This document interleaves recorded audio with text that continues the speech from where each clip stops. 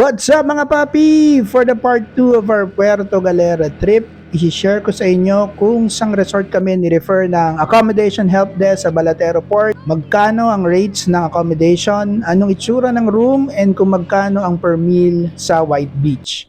I-share ko din sa inyo yung mga clips natin na nakuha sa mismong beachfront para magkaroon kayo ng idea kung anong itsura ng White Beach this 2024. Let's do this! Throw your hands up if you with it. Drop it. So, ito yung beachfront resort kung saan kami ni-refer ni ate from the tourist help desk sa Balatero. Tinanong niya kami kung anong preferred namin, if beachfront or kung okay lang na may 5 to 10 minutes walk. Of course, ang sabi namin, syempre beachfront. Pero yung budget meal lang. And fortunately, may alam siyang beachfront accommodation na mayroon pang 2 vacant rooms. Ang sabi ni ate, ang rate is 2.5k per night. Need ko lang magbigay ng 500 pesos upfront sa kanya, which will be deducted to the total charge ng room. So ayun nga, nag-GCash transfer na kami, then nagbigay lang ng instruction si ate at pumunta na kami ng VM Resort. So since the room is only 2.5k per day, sobrang mura nito, wala akong masyadong expectation. Ang iniisip lang namin, hindi naman kami magstay sa room, and most of the time nasa labas naman kami at magliliwaliw. Ang kailangan lang namin is masecure namin yung gamit namin at may kamang matulugan sa gabi. So, ito na nga yung room na nakuha namin sa VM Beach Resort, VM4. Obviously, it's a typical 90s old resort room sa Galera. Nothing fancy, may 2 kama, nakasya ang 4 na tao, may cabinet na luma, TV na kasing edad ko, 52 na ako. Wallpaper na kasing edad ng Jolina and Marvin Agustin Love Team. May aircon naman siya na in fairness may lamig pa din, lumalaban. Cortina na medyo scary, parang pang punerarya. Meron din VM Beach Resort do's and don'ts, and ayan yung details nila if you wanna book an accommodation.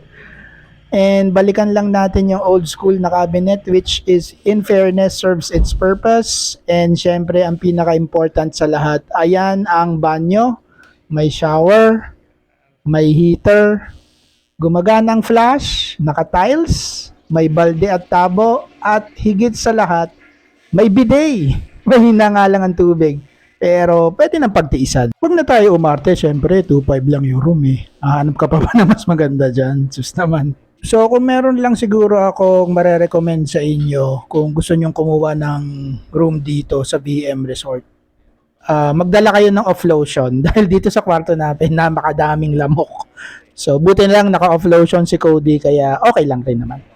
So after namin makapag-ayos sa room, lumabas kami para maghanap ng makakain at ito na ang inabutan namin. Buhay na buhay ang beach, ang daming tao, syempre Sabado, mga around 6:30 PM na to eh. Hindi ko na nakunan yung iba pero naglalakad-lakad kami dito para maghanap ng makakainan. So, ang typical na meal dito sa Galera based on my observation is around 220 pesos to 400 pesos. Iba-ibang silog meals, may mga inasal, hamburger, inihaw, and mga typical na lutong bahay meals. And then, napadpad nga kami dito sa Delgado's Resto Bar. Kumain kami ng top silog, pork silog, chicken silog, sisig, 2 extra rice at coke 1.5. At inabot kami ng 1,880.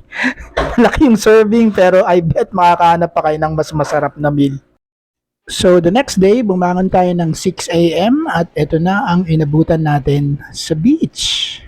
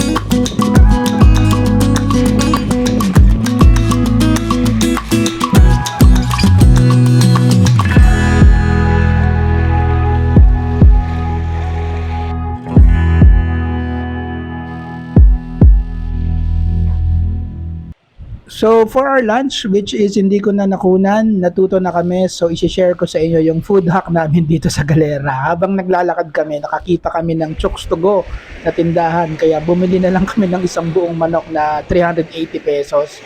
Then 5 kanin na tigto 20 pesos, that's 100 pesos all in all. Coke 1.5 for 120 pesos and 15 pesos na yellow. Wala kaming paper plates, so bumili rin kami ng 5, tag pa 5 pesos ang isa at saka 4 na plastic cup. So ang total ng lunch namin is around 660, malayong malayo dun sa 1,880 na dinner namin, di ba? So for the rest of the video, hindi na ako kukuda, papakita ko na lang sa inyo kung gaano kaganda ang Puerto Galera. Enjoy!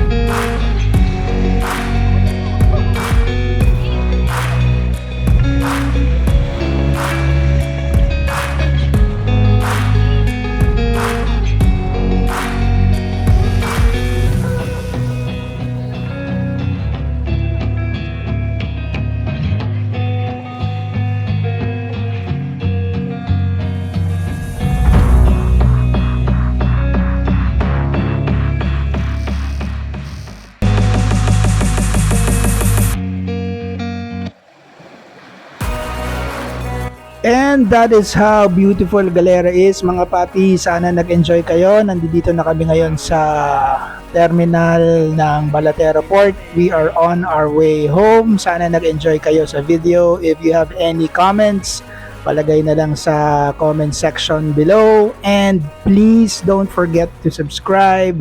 Thanks for watching again. Till the next Gala Budol. Peace!